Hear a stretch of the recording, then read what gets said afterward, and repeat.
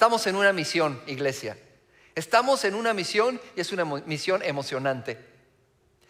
Por eso iniciamos esta serie que se llama La Saga de la Misión Equivocada. La saga es una serie de historias, como la serie de Misión Imposible, tiene la 1, la 2, la 3, la de Rocky, Rocky 1, Rocky 2, Rocky 3. Bueno, nuestra vida está compuesta de una saga también, de misiones, de éxitos y fracasos. Y hoy quiero hablarte acerca de una saga muy en particular. Desde niño a mí me llamaban mucho la atención las historias y las películas de acción. Y recuerdo las historias de las aventuras de muchos personajes. No sé qué generación te tocó a ti, pero a mí me tocó ver a Sinbad el marino. Ya no te tocó a ti tal vez. Tal vez te tocó ver a Hércules. Te tocó ver ya más acá al Hombre Araña. Te tocó ver a Rambo o a James Bond. Pero estas historias en general nos identifican o nos muestran con un hombre que tiene causas admirables y está atreviéndose a perseguir esa misión que se le da con toda pasión y con todo lo que tiene. Y muestra cualidades que la mayoría de las personas admiramos, lo cuales son el valor, la fuerza, el honor. Y estos hombres y mujeres, también hay heroínas, son estos instrumentos de los ideales que tenemos y que perseguimos, como la justicia y la nobleza del hombre. ¿Cuál era ese personaje de acción, ese héroe que tú te identificaste con él? ¿Te recuerdas de tu infancia? ¿Cuáles eran los héroes que tú descubriste y cuáles con ellos te identificaste? Bueno, ¿sabías que la ciencia ha estudiado este tipo de fenómenos? De que los niños, por ejemplo, empiezan a observar el actuar de estas personas que enfrentan el mal, que luchan por la justicia, y su cerebro empieza a accionar unas células que se llaman neuronas espejo, y creando una conexión emocional con ese personaje y una conexión motivacional. Entonces, el niño, la persona que está viendo a estos héroes, no tan solo entiende lo que está sucediendo, sino que también siente lo que está pasando en esa película. Te emocionas. Por eso el niño no tan solo admira al personaje de acción, sino que quiere ser como él. Este fenómeno, esta dinámica, la podemos ver en los niños que quieren ser como papá. Pero no termina ahí. Después de observar a papá o a mamá que quieren ser como ellos, empiezan a tomar otros modelos y empieza a ver a estas figuras, les llamo action heroes, ¿verdad? Estos héroes de las películas, de las caricaturas, que dicen: yo quiero ser como Batman, yo quiero ser como Superman. Y ya tengo aquí algunas muestras, algunas cicatrices en mi cabeza de cuando perseguía ser como uno de esos hombres de acción. Bueno, la ciencia nos enseña el qué. La ciencia, a través de la observación, habla de nuestros comportamientos, de las cosas que admiramos y las reacciones nuestras. Sin embargo, la Biblia, Dios nos explica el por qué y el para qué de estos mecanismos. De esto te quiero hablar un poco el día de hoy. Con el pasar de los años, no sé si has observado, estas historias de antes ya no son las mismas historias de ahora. Como que Hollywood dijo: ya estamos aburridos de los mismos modelos del bien y del mal. Siempre el bien vence al mal. Entonces Hollywood empezó a cambiar estos personajes y estos ideales. Y ahora ya no son los mismos ideales. Hollywood quería unos personajes más imperfectos, unos personajes más impredecibles. Y de repente vemos ahora que sucede que Rambo, los jefes de Rambo, ¿verdad? Los militares, resulta que ahora lo enviaron a la misión, pero lo enviaron a la misión porque querían acabar con él. Los jefes de James Bond, MI6, ahora no son los buenos. Ahora MI6 quiere acabar con James Bond.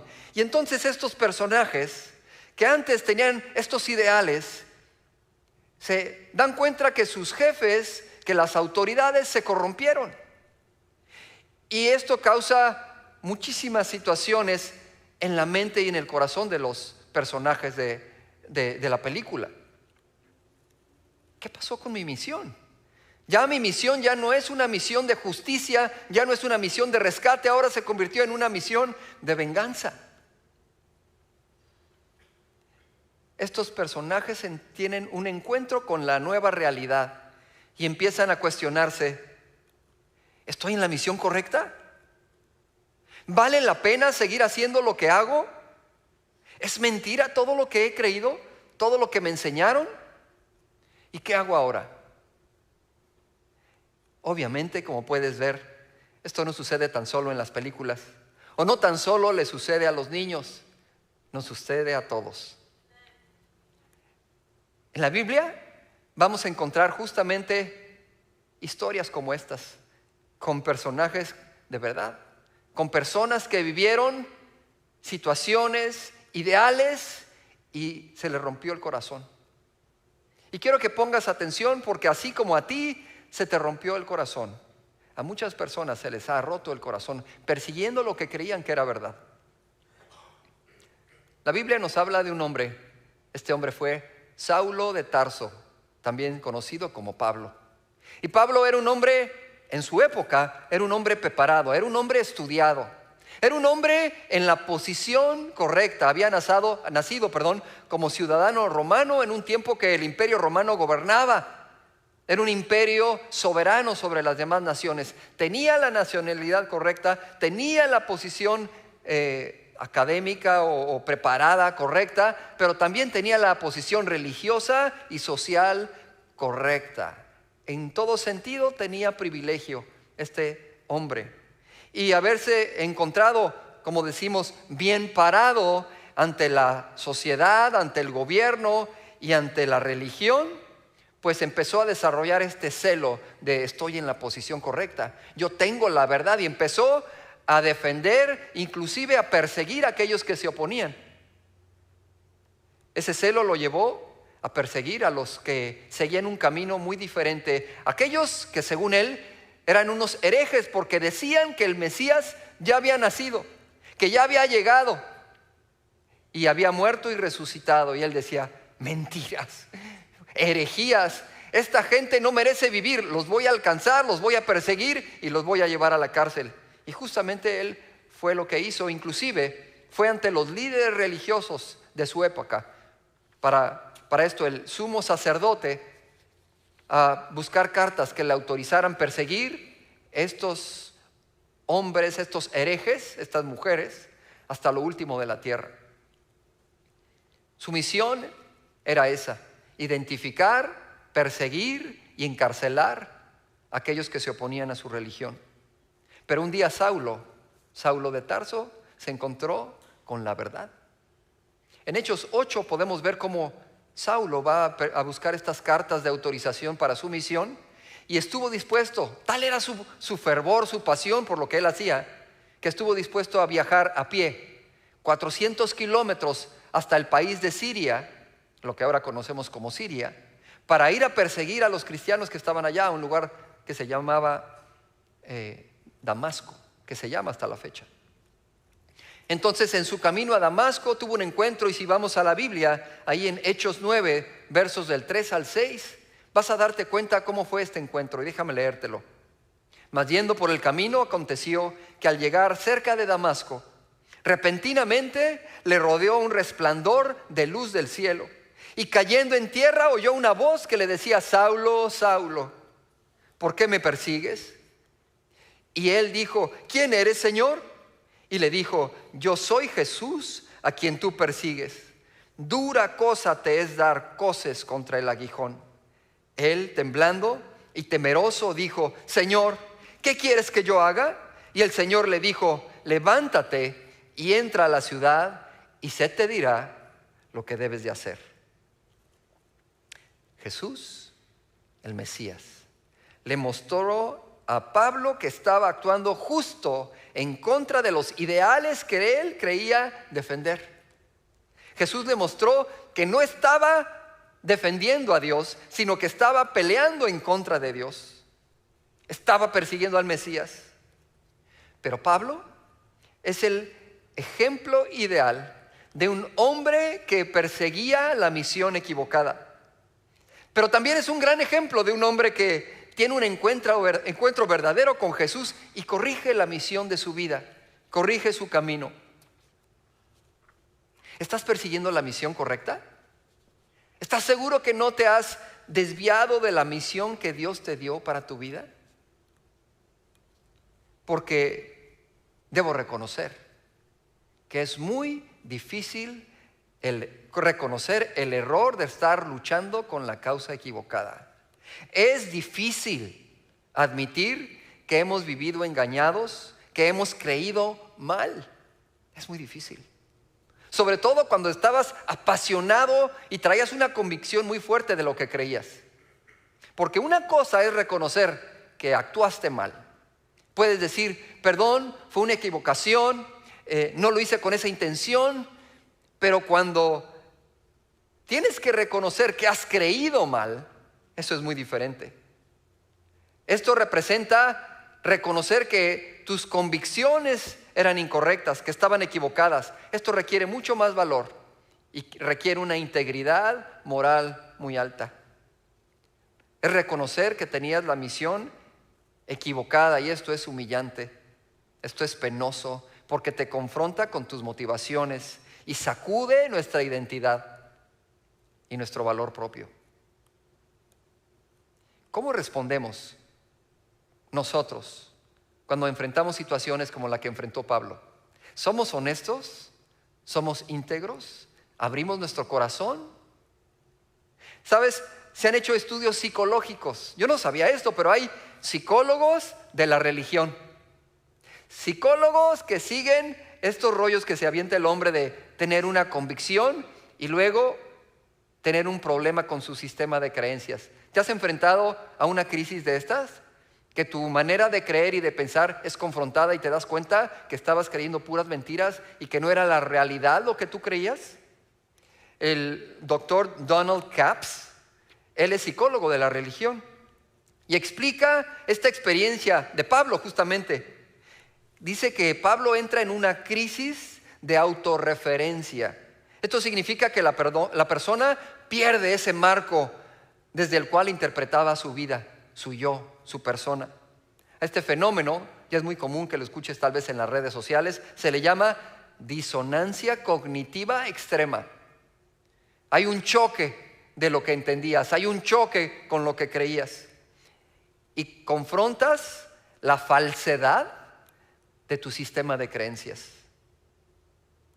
Y te vas a encontrar situaciones donde te derrumbas quién eres, te derrumbas con lo que sientes y te das cuenta que los que eran tus amigos realmente no eran tus amigos, que realmente lo que perseguías, que era ese puesto que te habían prometido que te iban a dar la promoción, resulta que se lo dieron a otra persona y te derrumbas nuevamente por dentro.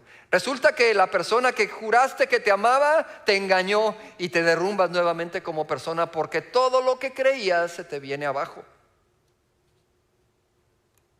De acuerdo con estos psicólogos, hay 3 maneras como respondemos cuando nuestro sistema de creencias es confrontado y nos hemos dado cuenta que es una mentira, o cuando menos somos confrontados con la evidencia de que estamos creyendo mentiras. En primer lugar, una de las maneras como reaccionamos, tú y yo reaccionamos de esta manera. Reaccionamos negándolo. Reaccionamos reforzando lo que fue confrontado. ¿Qué quiero decir con esto? Bueno, por ejemplo, Pablo, cuando es confrontado con Jesús, él pudo haber dicho: esto que tuve fue realmente una alucinación, fue un ataque del enemigo para robarme del propósito que tenía de alcanzar a esos herejes. Es el diablo el que está haciendo esto. Voy a buscar quien me sane mis ojos para recuperar la vista, para yo seguir con mi misión. Esa es una manera como él pudo haber reaccionado. Esto es una alucinación, esto no es verdad. ¿Sabías que el 70% de las personas respondemos de esta manera? Negándolo. No es cierto, no es verdad, yo estoy bien. Y esto lo vemos en muchas áreas. Sí, en nuestra fe lo vemos seguido. En estas crisis de fe, cuando alguien se da cuenta que su doctrina es incorrecta. Su teología es equivocada, pero dice: no es cierto, yo estoy en lo correcto, yo estoy bien, la Biblia está mal. No, es que hay muchas interpretaciones. Tu interpretación no es la única que hay. Hay una disonancia. No quiero admitir que he creído mal, que mi manera de vivir no corresponde a lo que Dios quiere. Pero también lo podemos ver en el área política. ¿Qué sucede cuando un lado, cualquiera de los dos lados, es confrontado y se dan cuenta que estos ideales que persigues o dices perseguir, el grupo al que tú apoyas, ese grupo político, no lo representa? Vive una careta, te están lavando el coco, está muy diferente a lo que realmente proyectan o viven. Empieza uno a justificar a su grupo y decir, es que tu líder está mal, tu líder es un odioso, tu líder es el que está equivocado. Atacan el carácter de las personas en lugar de acudir a las ideas, a comprobar a las ideas o reforzar a las ideas. Otra vez, resistiendo, negando. También lo vemos en la crisis amorosa, definitivamente, cuando te das cuenta que esa persona no es la persona que creías y dices, no, yo lo voy a cambiar. Es que ella actúa así porque está pasando por momentos difíciles, estaba una crisis, pero ella es diferente. Y estamos negando la realidad con la que somos confrontados. No se diga en el área de trabajo, en lo que estudiaste, te das cuenta que no es lo que tú esperabas, el trabajo o tu carrera. Y dices, no, todo va a estar bien, no está tan mal porque tienes miedo a cambiar de carrera, tienes miedo a salirte de ese lugar que te ofrece una falsa seguridad. Pero ahí nos refugiamos. En pocas palabras, todos nos atoramos en estos puntos de negación. ¿Sabes por qué? Porque no es los ideales lo que estás tratando de proteger, aquellos ideales que tú deseas creer o que tú deseas perseguir. Realmente estás protegiendo tu yo. Estás protegiendo tu orgullo. Es esa identidad que tienes que ha sido retada y por eso la niegas y por eso la niego. Porque nos duele, porque es personal. Bueno, hay otra manera como respondemos cuando somos confrontados. Y esta segunda manera es el colapso emocional. Cuando dices, es cierto, y te derrumbas. Cuando te deprimes, cuando ya no crees ni en la misión y ya no crees en ti. Y dices, no vale la pena. No hay misión que valga la pena. No vale la pena seguir luchando. Ya no puedo creer en ellos, pero tampoco puedo creer en mí. Ya no quiero seguir. Ya no vale la pena vivir. Continuamente vemos situaciones así, en todos los ámbitos. La Biblia nos narra un ejemplo muy claro de un profeta que se llamó Elías. Y este profeta vivió justamente esta confrontación de lo que él creía y se derrumbó. El profeta era un profeta que había sido fiel a Dios y se había dado cuenta que el rey y la reina de Israel, que eran Acab y Jezabel, ellos se habían vuelto a los dioses de Jezabel, a los Baales, y adoraban. Había 450 profetas que servían para honrar y para dar sacrificios a estos ídolos. Y el profeta Samuel, lleno de la pasión y del fervor, le dijo al rey, ¿sabes qué? Reúne al pueblo y tráemelo al monte Carmelo y vamos a ver quién es Dios. Si los Baales son verdaderamente Dios, entonces que descienda fuego del cielo y que queme el sacrificio y lo consuma. Pero si no lo hacen y lo hace mi Dios, entonces mi Dios es el Dios verdadero. Y tal y cual como el profeta lo anunció, así sucedió. Y oró el profeta y le dijo Elías a Dios, Señor, demuéstrales a este pueblo que tú eres Dios para que se vuelvan a ti. Y el pueblo se volvió a Dios y dijo, verdaderamente Jehová es Dios. Sin embargo, los reyes Acab y Jezabel no se volvieron a Dios. Al contrario, Jezabel le mandó un mensajero a Elías y le dijo, voy a acabar con tu vida como tú acabaste con la vida de esos 400 profetas. Y Elías probablemente había pensado, con este milagro, con esta manifestación de poder de mi Dios, todo mundo se va a someter a Dios, todo mundo va a volver a Dios, especialmente los reyes. Pero no fue así. Y la respuesta de Elías fue irse debajo de un árbol a pedirle a Dios, Señor, quítame la vida, porque ya no quiero vivir. ¿Sabes? Si estos profetas que caminaron con Dios eran seres humanos que caen en estas situaciones, a pesar de ver la gloria de Dios manifestarse, nos podemos dar cuenta tú y yo que nosotros también podemos caer ahí. ¿Y sabes qué? Si has pasado por eso o si estás en ese momento, no te preocupes. Es muy humano.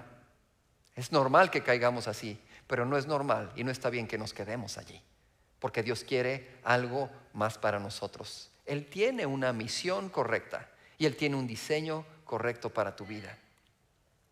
Una tercera manera de cómo respondemos, de acuerdo a la observación de la psicología o de la ciencia, es el momento en que la persona puede reinterpretar, volver a entender de una manera diferente su identidad, desde un marco, desde un entendimiento que corresponde a la verdad de Dios.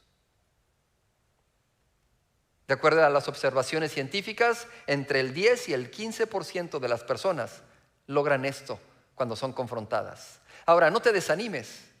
No es que estamos en una situación o en otra, o en una respuesta en otra. Muchas veces empezamos con la negación. Así cuando el duelo, cuando una persona querida fallece, de repente no nos cae el 20 y estamos como que en negación, y después empieza el proceso de duelo para asimilar la realidad de lo que sucedió. Pero hay un momento en que uno tiene que reconocer, para ser una persona sana emocionalmente, esta es la verdad, esta es la realidad. Yo tengo que vivir conforme a la realidad, y esto es lo que Dios quiere hacer para tu vida y para mi vida, que vivamos conforme a su realidad, a su verdad. Ante la confrontación, cuando Pablo se encuentra con el Mesías, cuando cae al suelo y queda ciego, Pablo se levantó.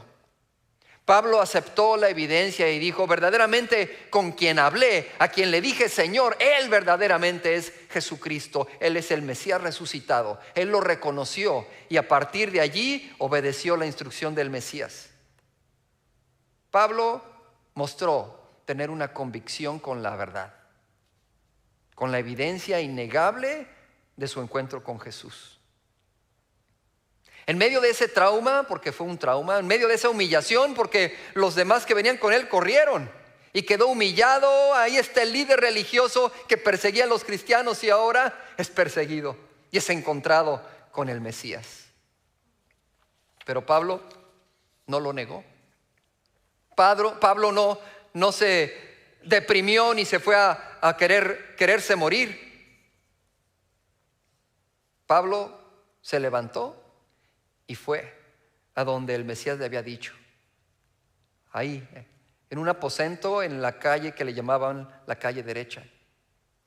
Y ahí conoció el Evangelio y dedicó su vida a esta nueva misión. Reconoció que la misión que tenía era la misión equivocada, pero tuvo el valor de ajustar su vida y tomar la misión correcta. ¿Cómo? Nos damos cuenta que somos simples seres humanos, como yo. ¿Cómo tú vas a poder tomar esa misión que Jesucristo nos dio de ser discípulos en un mundo tan duro, tan agresivo, con tantas ideas locas que nos van a juzgar? Y yo ¿cómo voy a lograr algo así? Estos eran diferentes de alguna manera. Yo no soy ningún superhombre. Yo no tengo tantas cualidades. ¿Sabes? Cuando escribieron las comic books, cuando escribieron estas historias de los superhéroes, los autores se dieron cuenta que no podían ser simples hombres, simples mujeres estas heroínas. Tenían que tener una capacidad especial. Entonces dijeron: a ver, Simbad el marino necesita un barco, necesita tener una capacidad para navegar y acabar con los piratas. Hércules necesita la fuerza. Tiene que haber una cualidad que los haga sobresalir, que los lleve y capacite para su misión. Spider-Man necesita esa agilidad arácnida, necesita la tela de araña. Rambo necesita las armas y bueno, James Bond, la tecnología. ¿Qué sería de James Bond si no tuviera ese auto con todos los gadgets que tiene, no? Bueno, de la misma manera, Dios pensó en nosotros y dijo: no los voy a dejar solos. Les voy a dar el poder que necesitan para cumplir la misión. Y nos dio su Espíritu Santo. Sabes que el Espíritu Santo no es tan solo el poder de Dios sobre nuestra vida, sino es la presencia misma de Dios con nosotros. No hay manera de que falles a tu misión si Dios está contigo. No importa el obstáculo, no importa el reto, no importa que te caigas, no importa que te equivoques, no importa que te humillen, porque Él siempre está ahí. Y Él es el que te toma de la mano y el que te levanta y te dice: hijo, hija, tú puedes. No te rindas. Levántate. El Espíritu Santo te da poder para tu misión. ¿Sabes cuál es tu misión? Pablo se la recordó. Bueno, primero Pablo la recibió. Ahorita ya me estaba adelantando. Pablo la recibió. Mira lo que dice Hechos 9 del 17 al 19. Fue entonces, obedeció Pablo y fue a ese aposento en la calle derecha. Y le dijo se encontró con Ananías y entró en la casa, y poniendo sobre él las manos, dijo Ananías a Pablo: hermano Saulo, el Señor Jesús, que se te apareció en el camino por donde venías, me ha enviado para que recibas la vista y seas lleno del Espíritu Santo, seas capacitado para tu misión.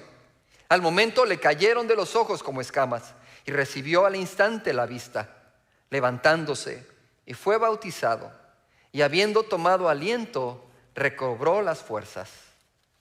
Pablo fue obediente. Recibió el poder del Espíritu Santo, recibió el depósito del Espíritu Santo. No tan solo el poder, sino la presencia misma de Dios en su vida. Ese espíritu que tú tienes, tú que recibiste a Jesucristo en tu corazón, ese espíritu te comunica con Dios continuamente. Y Él es el que continuamente te dice: escoge el bien. Eso que estás pensando, deséchalo, no te va a servir, te va a estorbar para tu misión. ¿Sabes que esa persona que se está portando muy locamente, que es muy agresiva, hay algo detrás de esa persona? No respondas, no reacciones, ámala, yo la amo. Algún problema que está viviendo, una crisis, mejor habla con ella, pregúntale qué está pasando en su vida y yo te voy a abrir las puertas. El Espíritu Santo te da el recordatorio de que tú tienes la mente de Cristo. Él te inspira y te da fuerzas cuando tú ya no las tienes. El poder de Dios es una fuente inagotable, no se termina y no se cansa de perseguirte una y otra vez. Y te recuerda: eres valiosa, eres importante y sobre todo, eres amado. Escucha su voz. ¿La puedes escuchar? Segunda de Timoteo 1:7. Podemos ver que Pablo había aprendido bien su lección. Y después le dice a su discípulo Timoteo esto mismo que había aprendido. Y le dijo: porque no nos ha dado Dios un espíritu de cobardía, hijo Timoteo, sino que te dio Dios un espíritu de poder, de amor y de dominio propio. Te puedes.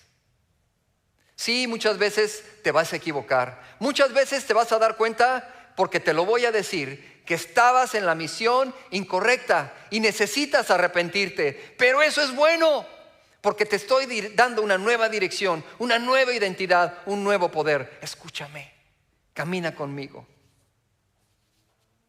Sí puedes. Sí puedes.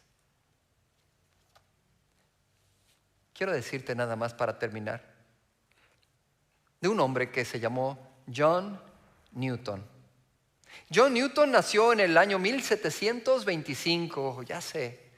Pero sabes, hay tanta gente que a lo largo de la historia ha vivido tus experiencias, o a lo mejor experiencias similares, y ha podido caminar con Dios. Tú piensas, es que la gente la tiene muy fácil, y piensas que muchas personas no han sufrido lo que tú has sufrido, no han tenido los retos, los obstáculos que tú has tenido. Y sin embargo, si ponemos atención, nos damos cuenta que estamos en una posición de privilegio, en una posición muy buena y muy cómoda. John Newton nació en un hogar cristiano. Creció con su mamá, escuchando de ella que tenía un propósito de Dios. Escuchó de ella que tenía él un llamado de Dios, pero cuando tan solo tenía 6 años su mamá murió. Y esto impactó la vida de John de una manera radical.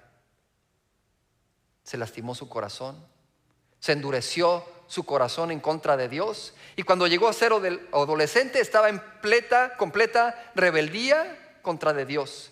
Empezó a rodearse de malas compañías y acabó haciendo cosas muy extremas.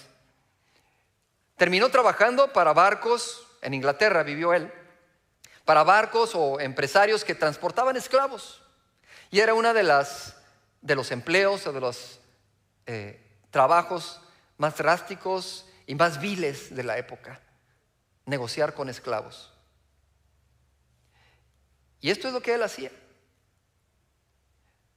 Él llegó a decir: me entregué por completo al pecado y no había maldad que no intentara. Vivió durante gran parte de su vida como enemigo de Dios. Pero llegó un punto en su vida que vivió una experiencia y navegando en uno de estos barcos rumbo de Estados Unidos hacia Inglaterra, se encontró ante una tormenta que sintió que él iba a perder la vida. Y en un momento de crisis extrema de su vida, él clamó a Dios y le dijo: Señor, ten misericordia de mí, sálvame. Y sí, Dios lo salvó. Pero a partir de este momento tuvo un reencuentro con Dios y empezó un proceso otra vez de conversión y de volver a los caminos de Dios. Y de ser un esclavista se convirtió en un siervo de Dios. Empezó a estudiar teología y después se convirtió en pastor. Tal vez no has conocido mucho del pastor John Newton. No has escuchado mucho acerca de su vida. Pero tal vez sí has escuchado un canto que él compuso alguna vez, que es hasta la fecha un canto muy conocido. Y dice así: sublime gracia del Señor, que a un infeliz salvó. Fui ciego, mas hoy miro yo, perdido, y él me halló. John Newton escribió Sublime Gracia, recordando que esa gracia de Dios le abrió la puerta para volver al camino, para retomar esa misión. Su historia no tan solo te toca el corazón a ti y me toca el corazón a mí. Su historia tocó la vida de otro hombre que se llamó William Wilberforce.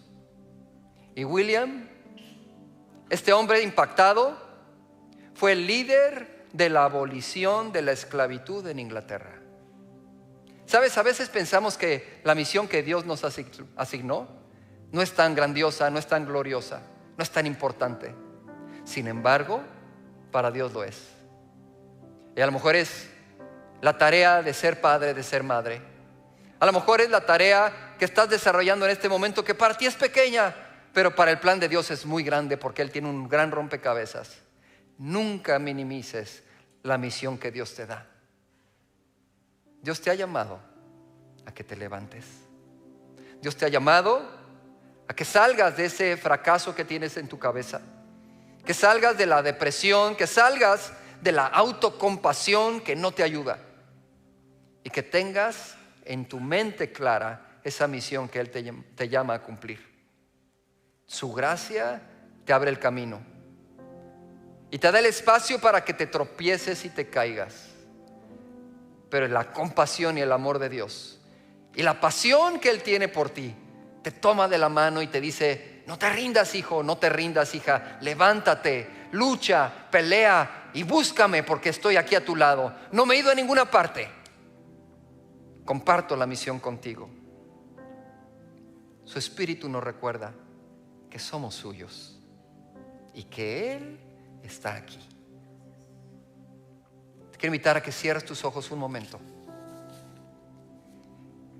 y que te puedas ver en estas condiciones de las que te platiqué que Pablo supo escoger.